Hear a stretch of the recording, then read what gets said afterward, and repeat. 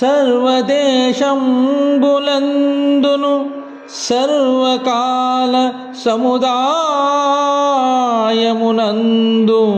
సకల వస్తువులయందు ఇంచుకైనను కదలక వదలకుండు కల్పనాతీత యోగాత్మ కేవలాత్మ.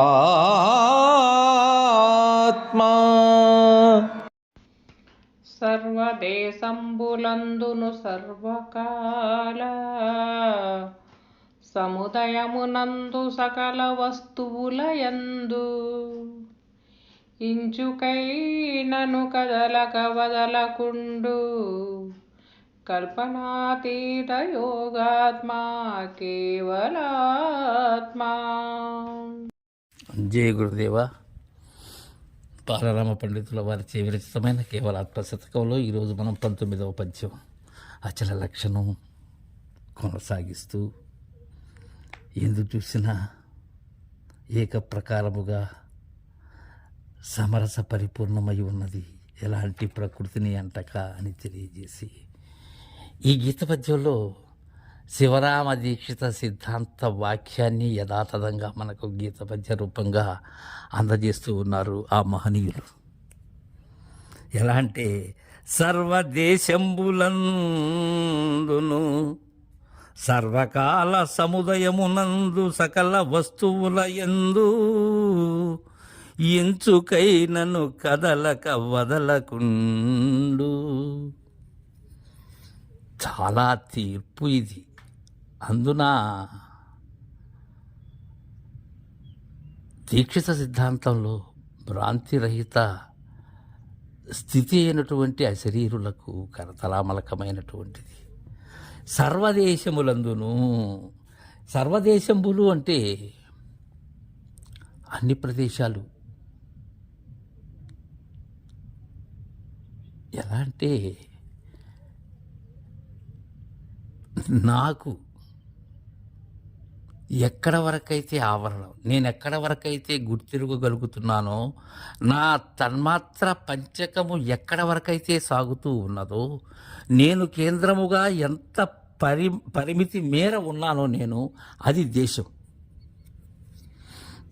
ఇలాంటి దేశాలు అందరికీ అందరికీ అన్ని దేశాలు ఉన్నాయి. అయితే అందరి దేశాల్లో ఉన్నదేది పరిపూర్ణమే. అన్ని ఆవరణములలో ఉన్నదేది నిరావరణమే.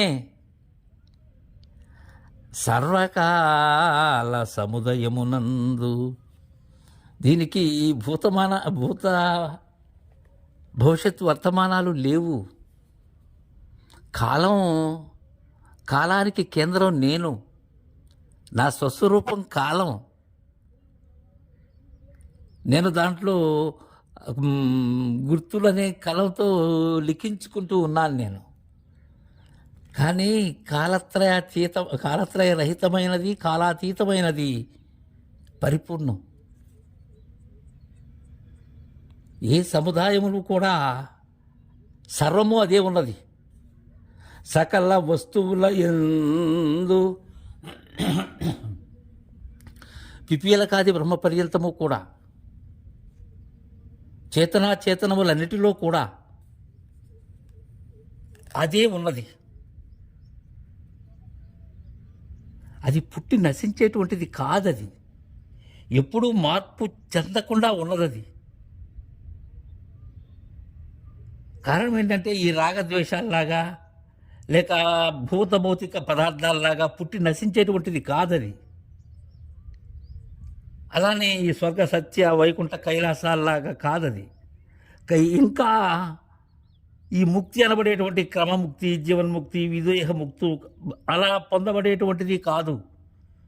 అది క్లేశ కర్మ జన్మ మరణాది లక్షణాలు లేనిదది. అది భావ పదార్థము కాదు, అభావ పదార్థము కాదు, భావాభావ పదార్థము కాదు, అనుభవ పదార్థము అంతకన్నా కాదు.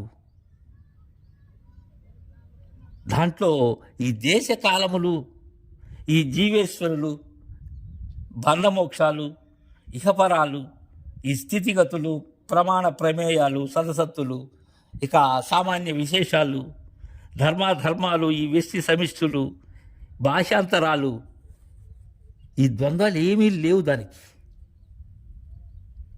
జ్ఞాత జ్ఞాన జ్ఞేయాలు కానీ, భూత భవిష్యత్తు వర్తమానాలు కానీ, సృష్టి స్థితి లయములు కానీ, ఉత్తమ మధ్యమ అధమాలు కానీ, త్రికరణాలు కానీ, బహుత్వ పదార్థాలు కానీ లేవు. అది అవజ్ఞాన సగోచరమైనటువంటిది. అది ఇంచుకైనను కదలక వదలకుండు. అది కదలదది. కదలనిది ఎప్పుడూ కదలదు. కదలక ఉండేది కాదు మరలా అని మనకు చక్కగా తెలియజేశారు. కల్పనాతీత యోగాత్మ కేవలాత్మ. జయ గురుదేవా.